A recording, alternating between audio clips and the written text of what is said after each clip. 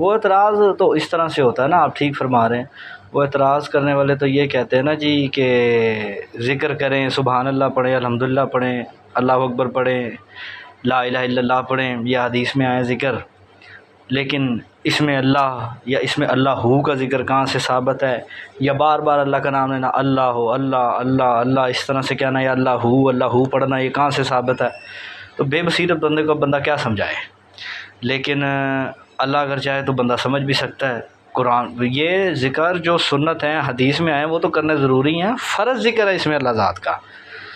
اللہ پاک نے خود نہیں فرمایا وَاذْكُرِ اسْمَ رَبِّكَ وَتَبَتَّلْ إِلَيْهِ تَبْتِيلًا، اور میرے اسم کا ذکر کرو اور ہر شے سے ٹوٹ کے اسی کے ہو رہو۔ متعدد آیات قرآن پاک میں اس میں اللہ کے ذکر کے بارے میں ہے کہ اس میں اللہ کا ذکر کرو۔ اب وہ کیا کہتے ہیں، احادیث کے اندر بھی اس کا ذکر موجود ہے، جیسے کیا کہتے ہیں ذاکرین کی جو فضیلت ہے وہ تو بعد میں بیان کرتے ہیں۔ اب آپ نے دوسرا سوال چھیڑ دیا کہ اس میں اللہ کا ذکر کرا جو جاتا ہے یہ کہاں موجود ہے؟ تو یہ حدیث شریف ہے، سیاستہ کے اندر صحیح حدیث ہے۔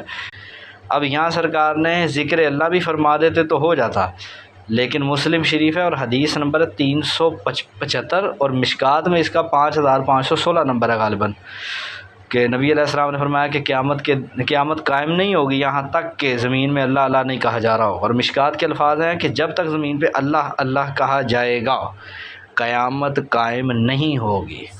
یہ اس میں اللہ کا ذکر جو ہے اس کی یہ فضیلت ہے کہ جب تک یہ ذکر کیا جاتا رہے گا اس کی برکت سے اللہ پاک قیامت کو جو ہے وہ نازل نہیں لاگو نہیں فرمائے گا اور قائم نہیں فرمائے گا۔ اس کی برکت سے لوگوں کے اعمال میں موقع ملا رہے گا توبہ کا، مال کی قبولیت کا، یہ اس میں اللہ کا فیض ہے۔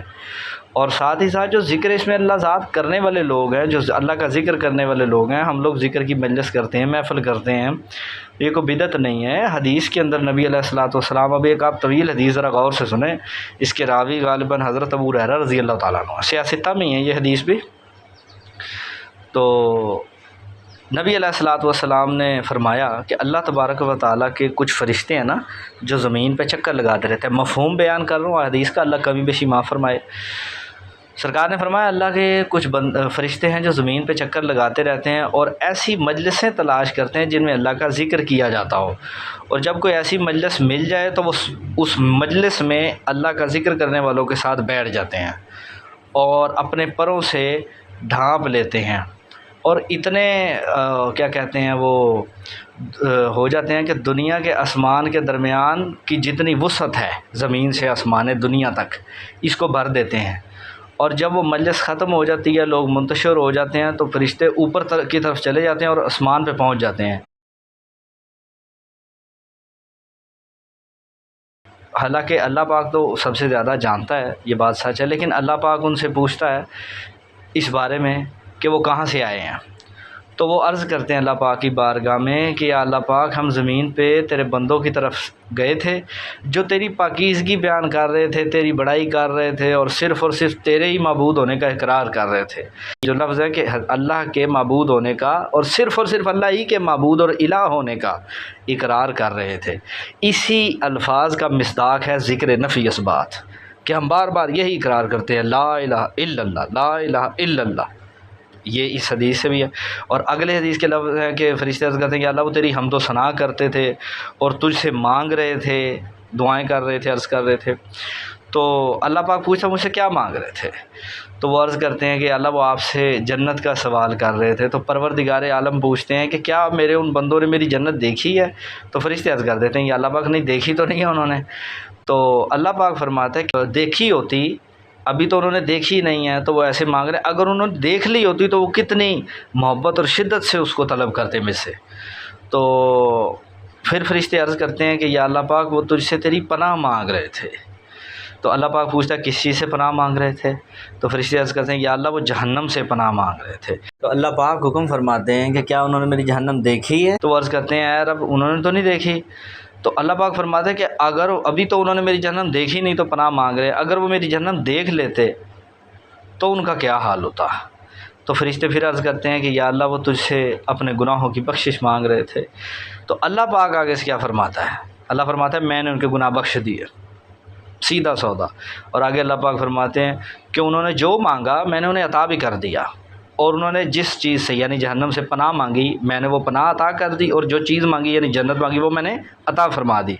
تو آگے نبی علیہ الصلوۃ والسلام نے فرمایا کہ وہ فرشتے عرض کرتے ہیں کہ پروردگار عالم، اب بات ذرا غور کیے، فرشتے عرض کرتے ہیں کہ یا رب العالمین، وہ جو تیرے بندے ذکر کر رہے تھے ان میں ایک فلاں شخص تھا جو سخت گناہ گار تھا، بدکار تھا، لیکن جو محفل ہو رہی تھی نا ذکر کی، اللہ پاک کی یاد کی، توبہ کی اور اللہ سے دعائیں مانگنے کی، وہ بس گزر رہا تھا اور بیٹھ گیا ان ذاکرین کے ساتھ اللہ کا ذکر سن کے، جو گناہ گار بندہ ان ذاکرین کی مجلس میں بیٹھ گیا۔ تو اس کے بارے میں اس کا یعنی سوال کا مطلب فرشتے پوچھیں کہ یا اللہ وہ تیرا ایک بندہ گناہ گار ان کے ساتھ بیٹھ گیا تھا، اس کے بارے میں کیا ہوگا؟ میں تو اللہ پاک فرماتا ہے کہ میں نے اس کو بھی بخش دیا، کیونکہ یہ جو ذکر کرنے والے، میرے یاد کرنے والے میرے لوگوں نے مجلس سجائی ہوئی ہے، یہ اہل مجلس، ذکر کی مجلس والے ذاکرین جو ہیں، یہ ایسے لوگ ہیں کہ ان کی وجہ سے میں ان کے ساتھ بیٹھ جانے والے کو بھی محروم نہیں رکھتا۔ تو ذکر اللہ وہ چیز ہے جس کی برکت سے اللہ قیامت قائم نہیں فرما رہا، اور ذکر اللہ وہ چیز ہے کہ جس کی برکت سے ذکر کرنے والے تو نوازے جاتے ہیں، ان کے ساتھ کوئی مجھ جیسا کوئی گناہ گار بھی بیٹھ جائے تو اللہ اس کو بھی محروم نہیں چھوڑتا۔ یہ اللہ پاک فرما رہا ہے نبی علیہ الصلوۃ والسلام سے، اور یہ صحیح حدیث ہے۔ اور کیا کہتے ہیں، ایک اور حدیث اسی جو ہے ضمن میں بیان کر دوں کہ نبی علیہ السلام نے ایک مقام پہ فرمایا، سیاستہ میں حدیث ہے کہ ہلکے پھلکے لوگ آگے نکل گئے، سبقت لے گئے، بازی لے گئے، مفہوم ہے حدیث کا۔ تو لوگوں نے پوچھا یا رسول اللہ صلی اللہ علیہ وسلم یہ ہلکے پھلکے لوگ کون ہوتے ہیں؟ تو سرور عالم صلی اللہ علیہ وسلم نے فرمایا کہ وہ لوگ اللہ کی یاد اور ذکر میں ڈوبے رہنے والے ہوتے ہیں، یعنی ذکر میں مستغرق ہوتے ہیں، اور ذکر ان کے بوجھ کو ان کے اوپر سے اتار کے رکھ دیتا ہے، اور قیامت کے دن وہ ہلکے پھلکے آئیں گے، کیونکہ ذکر کی برکت سے انسان کے گناہ جھڑ جاتے ہیں۔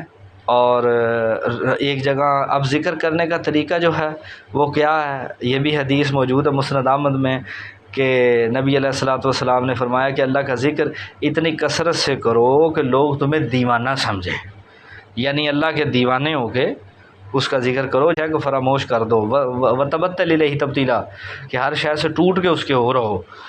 اور کس کیفیت سے؟ اشد حب للہ، اللہ قرآن میں فرماتا ہے کہ مومنین جو ہے وہ تو اللہ سے شدید محبت کرنے والے تھے، اس کی محبت میں مستغرق ہو کے اس کا ذکر کرنے سے پھر یہ سارے فائدے ہوتے ہیں۔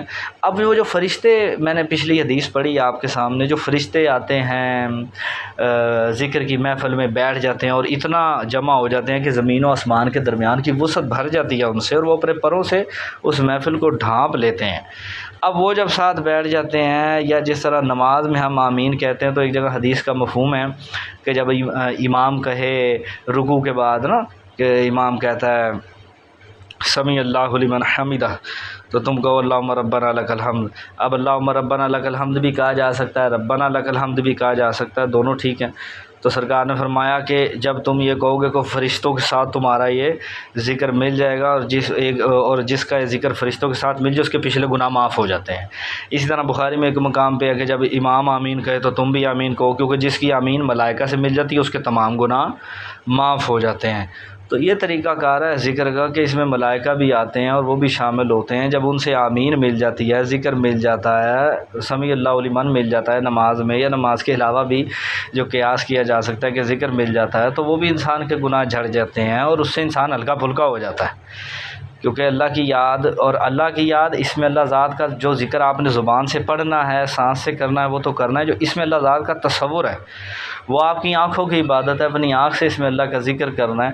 تو جس طرح دل پہ ذکر اس میں اللہ ذات جاری ہو جائے، دل پڑھنے لگ جائے، کرنے لگ جائے، تو دل کے اوپر اللہ پاک کا نور، اس کی رحمت، اس کا فضل ہوتا ہے۔ اسی طرح جب آنکھوں پہ، اس آنکھوں سے اس میں اللہ ذات کا تصور کیا جاتا ہے نا، تو آنکھوں پہ بھی انوار اور تجلیات کے راز کھلنے لگتے ہیں، سر الاسرار کھلنے لگتے ہیں، اور انسان کی بصیرت کھلنے لگتی ہے، اس کی آنکھوں کی نظر کی گرہ کھلنے لگتی ہے، اور وہ لقاء الہی اور حضور محمدی صلی اللہ علیہ وسلم کی طرف چل پڑتا ہے۔ تو باقی جو آپ نے سوال ابھی کیا نا کہ اس میں اللہ ذات کا ذکر جو ہے وہ صرف اس میں اللہ اللہ کہنا کہاں سے ہے؟ تو وہ قرآن میں بھی ہے، حدیث میں ہے۔ وہ بچکانے سوال نہ کیا کریں یار، بڑے ہو جائیں۔ سارے لوگ ابھی اسی میں الجھے ہوئے ہیں کہ خالی اس میں اللہ یا اس میں اللہ ہو کا ذکر کہاں ہے۔ میں نے آپ کو حدیث سنائی کہ نبی علیہ السلام نے فرمایا قیامت تب تک قائم نہیں ہوگی جب تک زمین پہ کوئی اللہ ہو کہنے والا رہے گا۔ یہ حدیث میں عربی کا متن پڑھ، اللہ ہو کہنے والا رہے گا تو قیامت قائم نہیں ہوگی، جب صحیح ستہ کی صحیح حدیث ہے۔ تو یہ تو قرآن میں بھی ہے، وَاذْكُرِ اسْمَ رَبِّكَ وَتَبَتَّلْ إِلَيْهِ تَبْتِيلًا، حدیث میں بھی ہے، مسلم میں بھی ہے، اور جگہ مسند احمد میں بھی ہے۔ تو اس لیے جو ہے نا اس طرح کے سوالات میں جب تک آپ الجھے رہیں گے نا، اب الجھانے والے جو ہیں وہ سازشی لوگ ہیں، ان کا طریقہ کار یہ ہے کہ وہ آپ کو اسی میں الجھائے رکھیں گے کہ کیا کرنا ہے کیا نہیں کرنا۔ اس وقت میں آپ تحقیق کرتے رہیں گے کہ کیا کرنا ہے کیا نہیں کرنا، اور اتنی دیر میں وہ ذکر کرنے کا وقت گزر جائے گا۔ لہٰذا جو تحقیقات ہو چکی ہیں، جو باتیں ہو چکی ہیں، ان کے اوپر بار بار سوال کر کے جو ہے وہ وقت ضائع کرنے والی بات ہوتی ہے۔ اسی بارے میں وہ حدیث ہمارے مرشد نے لکھی نا، حضور سلطان صاحب نے، کہ رسول اللہ صلی اللہ علیہ وسلم کا فرمان ہے کہ جو سانس ذکر کے بغیر گزرا وہ مردہ ہے۔ اور بادشاہ اس کو اپنے الفاظ میں فرماتے ہیں کہ جو دم غافل سو دم کافر، میں نے مرشد پڑھایا ہوں تے پڑھیا سخن گئیاں آنکھوں لکھی اساں چت مولا ول لایا ہوں، کیتی جان والے رب دے ایسا عشق کمایا ہو تے مرن تھی اگیا مر گیا حضرت باہو اساں تا مطلب نو پایا ہو۔ اس لیے جن چیزوں کی تحقیق ہوگی ان پہ عمل کریں تاکہ اس کا فیض حاصل کر سکیں، اس کا فیضان حاصل کر سکیں۔ کو سمجھ آئی کہ کوئی نہیں بات؟ باقی آپ بھی بیٹھے ہیں اور لوگ بھی بیٹھے ہیں، تو اگر میں نے کسی آیت حدیث کا مفہوم ترجمہ کو غلط پڑھا ہو تو یہ لوگ تصحیح کر سکتے ہیں، اور اگر غلطی بھی ہو تو غلطی بتا سکتے ہیں۔ میں کوئی خیانت کے ساتھ آپ لوگوں کو بیان نہیں کیا کہ بھی اتنے بندوں کو میں کو غلط گائیڈ کر دوں گا، اللہ معاف کرے، میں نے بھی اللہ کو منہ دکھا دیا۔ تو اس لیے ذکر کا فیضان جو ہے یہ صرف آپ تک محدود نہیں رہتا، اسے کیا کریں، اس کی محفلیں سجایا کریں۔